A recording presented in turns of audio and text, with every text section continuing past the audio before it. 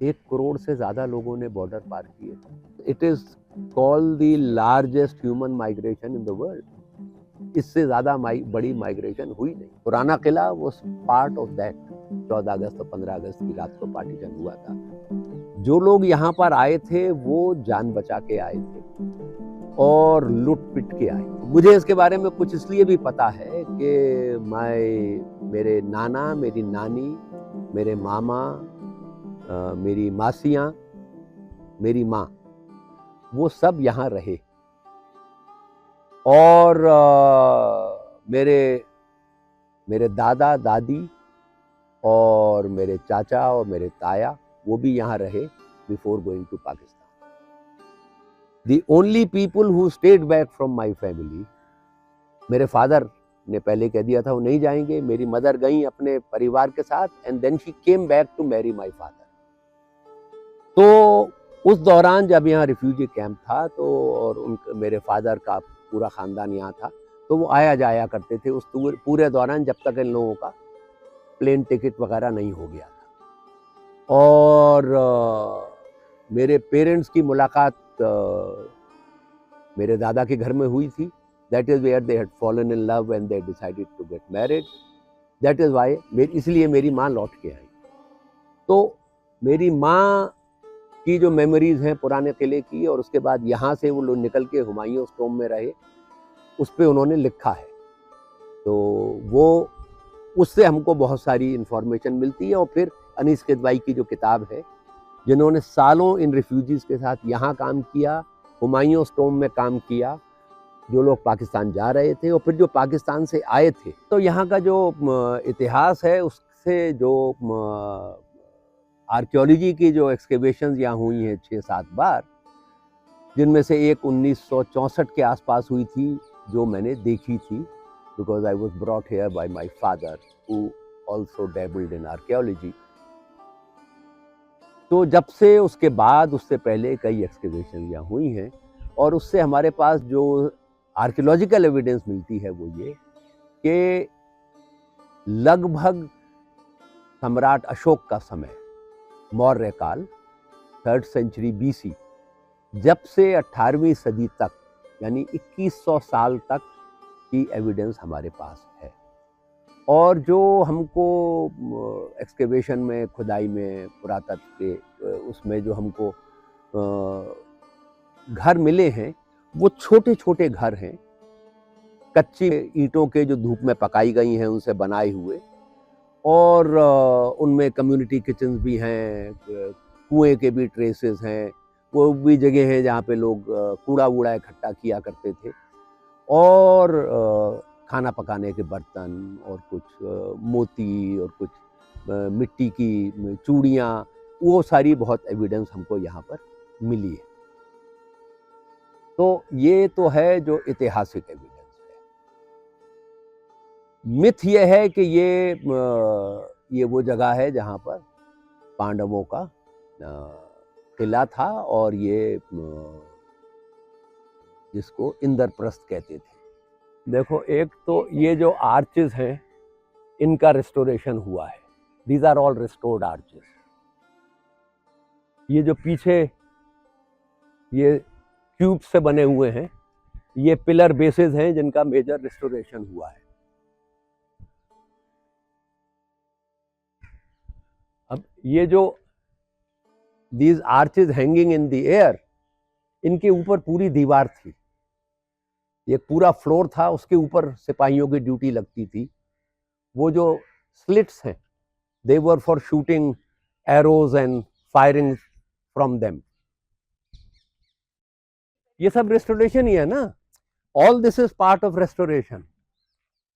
ये जो है ऑल दिस, ये जो स्ट्रेट लाइंस बन गई हैं ऊपर, ये जो वाटर शूट्स हैं, ये सब इस रेस्टोरेशन में लगे हैं। You see, the idea of restoration is not to go back to the original look. That is not the idea for restoration. The idea is that you preserve a monument in the shape in which you found it, to ensure that there is no further decay. ये natural नहीं है, they are all man-made. ये glaze tiles हैं। This is part of restoration to prevent the wall from collapsing. This is known as a buttress, BUTTRESS, buttress. तो ये कोई गिरने वाली बिल्डिंग के पीछे जो सहारा लगा देते हैं, ये वो सहारा है।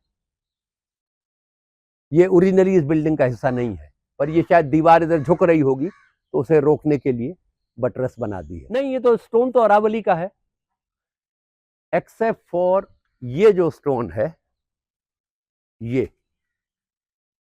ये राजस्थान से। ये जो बाकी सारा स्टोन है, ये जो कहीं कहीं बीच बीच में आपको लाल पत्थर दिखेगा, ये सैंडस्टोन है।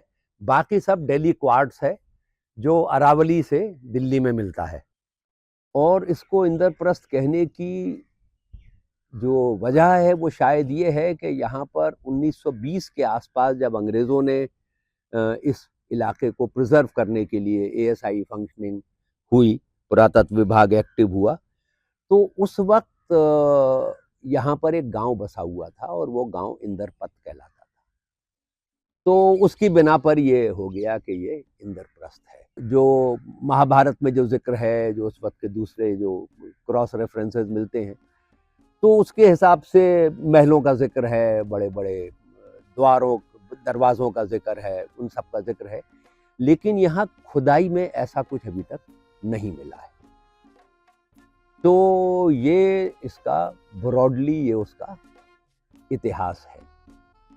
जो इसका रिलेटिवली मोर रीसेंट इतिहास है वो ये कि जब बाबर हिंदुस्तान आया, उसने सिकंदर लोदी को हराया, तो लोदीज उस वक्त दिल्ली से राज नहीं करते थे, वो आगरा से राज करते थे और उनका किला आगरा में था। और बाबर ने जब उनको हराया, इब्राहिम लोदी को पानीपत में, तब उसने वो पूरा का पूरा इलाका उसके कब्जे में आ गया और जो लोदियों का किला था उसको वो फिर अब बाबर का किला बन गया। बाद में वही अकबर का किला बना। इन दोनों के बीच में हुमायूं, जो बाबर का बेटा था और अकबर का पिता था, वो राजधानी दिल्ली ले आया और उसने ये किला यहाँ बनाया। उसने उसका नाम दीन पनाह दिया। और हम जिस तरफ मैं देख रहा हूं उस तरफ पूरब है और पूरब में जमुना बहती है और जमुना के किनारे ये पहाड़ी थी जिस पे 3 दरवाजे थे। एक उत्तर में है जो तलाकी दरवाजा कहलाता है, ये मेन बड़ा दरवाजा है, और दक्षिण में एक और दरवाजा है जो हुमायूं दरवाजा कहलाता है। तो ये 3 दरवाजे थे। इनके सामने वो ऐसे वो थे, सड़क दरवाजे से निकलती थी, लेकिन उसके बीच में एक लकड़ी का पुल था। सूरज डूबने के बाद उस पुल को उठा दिया जाता था, तो ये पूरा का पूरा एक टापू बन जाता था जिसकी बहुत ऊंची ऊंची दीवारें थी और ये बहुत सुरक्षित था। यहाँ से हुमायूं ने 10 साल राज किया। उसके बाद एक चौसा की लड़ाई में वो शेरशाह सूरी से हार गया और उसके बाद शेरशाह सूरी और उसके 2 बेटों ने यहाँ अगले 15 साल राज किया। और फिर हुमायूं लौटा 15 साल के बाद और उसने शेरशाह सूरी का जो चीफ कमांडर था हेमू, उसको हरा के उसने इस किले के ऊपर दोबारा कब्जा कर लिया। यहाँ पर जब हुमायूं राज करता था, जो पहले 10 साल 1530 से 1540 के बीच में, उसमें उसने अपनी लाइब्रेरी बनाई थी जिसका नाम बाद में शेरशाह सूरी ने शेर मंडल रख दिया था। और उसी लाइब्रेरी से मैं वो शाम को बैठा हुआ कुछ पढ़ रहा था और फिर वो उठा और वो सीढ़ियों पे लुढ़क के नीचे गिर गया और अगले दिन हुमायूं की डेथ हो गई। That is recorded history that he toppled from his library. उसमें स्पाइरल स्टेयरकेस है। वो क्यों गिरा उसके ऊपर अलग अलग कहानियां हैं, तो जिनमें जाने की हमें ज़रूरत नहीं है, लेकिन ये हिस्टोरिकल फैक्ट है कि वो वहाँ से लुढ़क के गिरा और अगले दिन मर गया।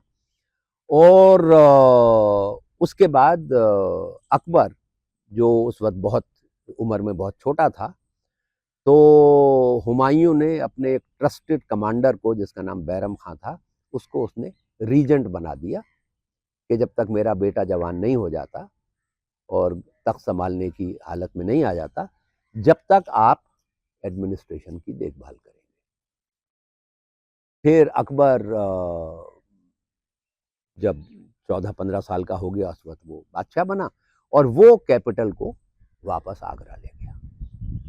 उसके बाद ये जगह उजड़ गई और फिर लोग आके यहाँ बस गए, गांव या बस गया। वो लोग खेती वेती करते थे, जिनको 1920 के आसपास जब एएसआई ने इस जगह को टेक ओवर किया तो उनको यहाँ से बाहर निकाल दिया गया और फिर ये प्रोटेक्टेड मॉन्यूमेंट बन गया। तो उसके कोई 1920 के 24-25 साल के बाद, 23-24 साल के बाद हिंदुस्तान पाकिस्तान का विभाजन हुआ। हिंदुस्तान का विभाजन हुआ और हिंदुस्तान और पाकिस्तान बने। और उस वक्त वो लोग जिन्होंने पाकिस्तान जाने का फैसला किया था, उनको यहाँ पर ठहराया गया और हुमायूं के मकबरे पर ठहराया गया, क्योंकि पाकिस्तान जाने वाली दिल्ली से जो सारी ट्रेन पाकिस्तान गई वो निज़ामुद्दीन रेलवे स्टेशन से चलती थी।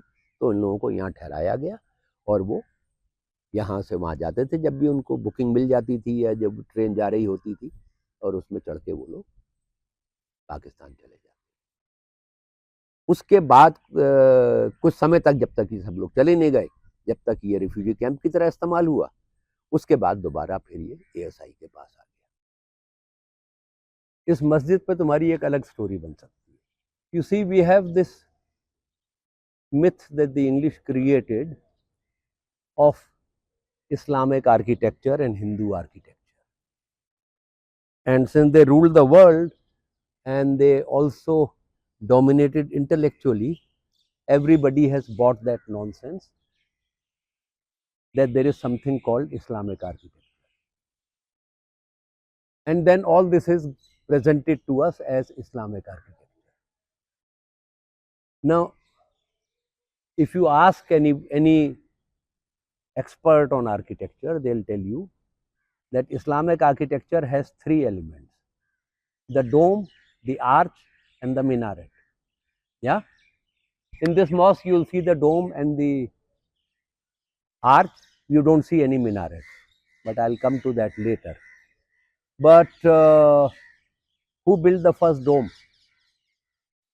Roman slaves, even before the birth of Christianity. And you cannot build a dome unless you know how to make an arch. And the Romans learned how to make an arch from the Sumers. The Sumerians were the first people who used the arch in their water channels. The Romans brought it over ground and they created aqueducts. And the aqueducts, arches of the aqueduct, when they were put together, they gave you a vaulted roof. And the vaulted roof evolved into the dome. All this has happened before the birth of Christianity. So how can the dome be Islamic? How can the arch be Islamic? Until Shah Jahan's time, no mosque in India has minarets. And most of the mosques that I have seen in other parts of the world, either they did not have minarets, or if they had minarets, they were solid. There were no staircases. There was no method of climbing them. So this story that you climb the mosque to call the faithful to prayers is also a whole lot of fertile imagination. Because I have tested it on the Jama Masjid. If you climb the minaret and shout from there, your voice doesn't reach the ground. It cannot, because sound travels in a straight line. Yeah.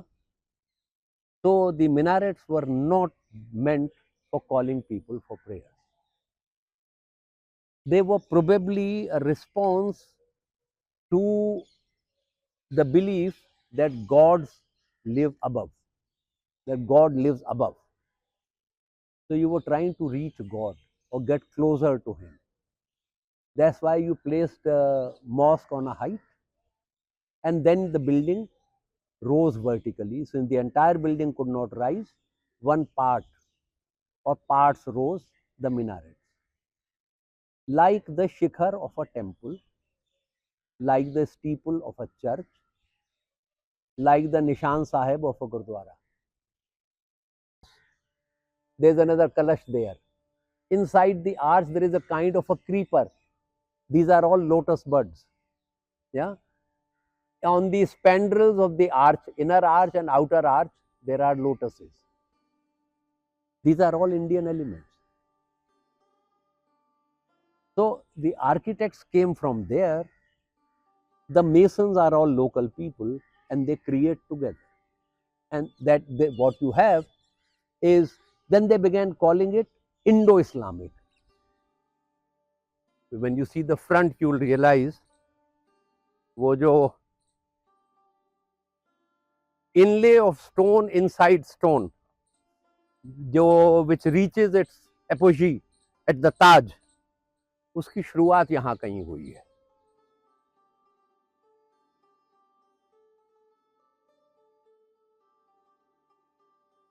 This is a step well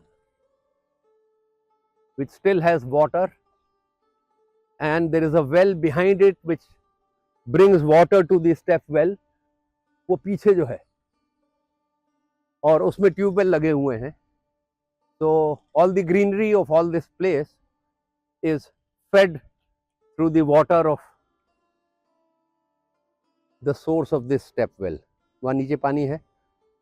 You can see we have thoughtfully dropped plastic bottles there. So this is connected through a small tunnel to the well behind.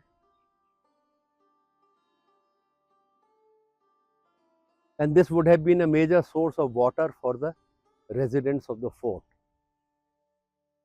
This, and there is a huge well on the other side, which has also been converted into a tube well now. Humayun का जो father था, के पिताजी बाबर, वो इमारत बनाने के खिलाफ थे और उनका ये मानना था कि बादशाह को बाग में रहना चाहिए और बाग के बीच में वो टेंट लगा दिया करते थे और उसमें रहा करते थे. तो ये मुमकिन है कि ये सिलसिला भी हुमायूं के वक्त तक रहा हो. तो लार्ज स्केल कंस्ट्रक्शन तो सिर्फ अकबर के वक्त से शुरू हुआ है. उससे पहले इस तरह के, जिसको हम मुग़ल आर्किटेक्चर कहते हैं, उसकी कोई मिसालें हमारे पास हैं नहीं. तो जब यहाँ पर वो लोग जो पाकिस्तान जा रहे थे वो यहाँ आए, तो ये खुला मैदान था और ये कुछ दीवारें खड़ी हुई थी, इनमें बहुत जगह उनकी छतें गिर गई थी. इसमें लोग रहे हैं. इसके हमारे पास बहुत सारे रिकॉर्ड्स हैं. और एक बहुत अच्छी किताब है आज़ादी की छाँव में, जिसको अनीस किदवाई ने लिखा है और उसके बाद उनकी पोती ने उसको अंग्रेज़ी में ट्रांसलेट किया है. तो उससे हमको पता चलता है, जैसे मिसाल के तौर पर ये खुले मैदान में लोग पड़े हुए थे और ये पीक ऑफ मानसून है, लगभग यही वक्त है. और उसके बाद किलिंग्स शुरू हो गई थी और लोगों ने भागना शुरू किया था. और गवर्नमेंट जैसे ही बनी थी, उन्होंने ये जल्दी फैसला कर लिया कि जो लोग पाकिस्तान जा रहे हैं वो यहाँ रहेंगे और हुमायूं टॉम्ब में रहेंगे. और अनीस किदवाई ने बहुत दुख के साथ ये लिखा है कि वो लोग जो यहाँ आके रहे या हुमायूं टॉम्ब में जाके रहे, पाकिस्तान की एम्बेसी एक बन गई थी, कोई होगा काउंसलर सेक्शन कुछ बन गया होगा, उनसे कहा कि ये तुम्हारे लोग हैं, तुम्हारी जिम्मेदारी. तो इतने हजारों लोगों के खाने का इंतजाम, ये सब, वो एक बहुत बड़ा वो था. और उसके बाद बारिश के बाद, बरसात के बाद जाड़ा आया और बुरी तरीके से यहाँ हैजा फैला और बहुत से लोग मारे गए. दवाइयों का इंतजाम नहीं था, मच्छर थे, मलेरिया फैल रहा था, ये सब यहाँ हुआ. और फिर जब जाड़ा आया तो लोग ठंड में मर रहे थे. तो नवाब रामपुर को ये पता चला कि पुराने किले में बहुत सारे रामपुर के लोग हैं, तो उन्होंने कंबल भेजे जो सिर्फ रामपुर वालों के लिए. तो ये अनीस किदवाई ने लिखा है. तो इस लेवल के ऊपर हुआ जो कुछ हुआ यहाँ पर, उसमें कोई बहुत ज़्यादा रोमांटिक कुछ नहीं है। वो बहुत भयानक था, बहुत तकलीफदेह था, और जो लोग वहाँ से आ रहे थे उनके साथ भी इससे कोई बहुत अच्छा नहीं हुआ। जो फरीदाबाद की तरफ से आ रहे थे लोग, और उनमें लाखों लोग पैदल आए हैं, उनको तुगलकाबाद में ठहराया गया। जो ये जमुना का वो जो नाव का पुल था, उसे पार करके जो लोग आए थे, वो फिरोजशाह कोटला में ठहराए गए, और जो करनाल की तरफ से आए थे वो सब के सब किंग्सवे कैंप पे ठहराए गए। और लाखों, हजारों लाखों लोग ऐसे थे जो टाट और गत्ते के घर बना के लाल किले के बाहर खुले मैदान में रहे। तो वो भयानक दिन थे, जो यहाँ आए उनके लिए भी, जो यहाँ से गए उनके लिए। और यही उधर बॉर्डर के उधर पाकिस्तान में हो रहा था। It is the English who created this myth of explaining the people they had colonised, because there is no Christian architecture. There is Gothic, there is Renaissance, there is Baroque, there is Romanesque, there is Classical, there is Neoclassical, or there is Hispanic, Portuguese, Prussian, Slavic, and in England you have Scottish, Irish, Welsh and English architecture.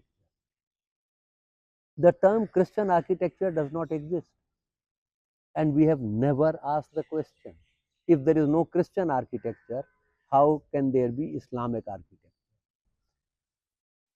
Aravalli Delhi से शुरू होती है या ख़त्म होती है और गुजरात तक जाती है। तो दिल्ली में अरावली में सिर्फ ये पत्थर मिलता है, जिसे हम दिल्ली क्वार्ट्स कहते हैं। ये क्वार्ट्जाइट रॉक है, बहुत हार्ड होती है, बहुत ब्रिटल होती है, और इसके ग्रेन्स बहुत बड़े हैं, तो इसमें कार्विंग नहीं हो सकती। क्यों तलाक़ी दरवाज़ा कहते हैं, इसकी कोई हिस्टोरिकली वैलिड कोई कहानी हमारे पास नहीं। बट नहीं, ये तो अभी 20वीं सेंचुरी की बनी कहानी।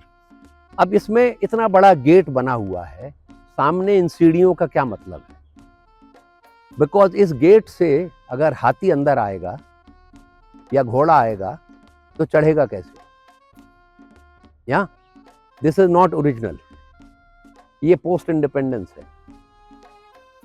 और if you look at this entire fort, इस फोर्ट का लेवल वो है, ओरिजिनल लेवल वो था इस फोर्ट का। ये जो सारा है, this is the rubble that has fallen. ये जो पूरी टूटी हुई छत है, उसका पत्थर कहाँ गया? वो आपने यहाँ फैला दिया और ऊपर मिट्टी डाल दी। ये सारा वो जो ब्रोकन पिलर्स हैं, वो सारे पत्थर कहाँ गए? They have all been spread here, ऊपर मिट्टी डाल के इसे लेवल कर दिया। I don't know when that happened. Did the British do it? I have not been able to find out. But the level of the gate tells you that this couldn't have been the level of the fort. But it would be impossible for an elephant to negotiate this, you know.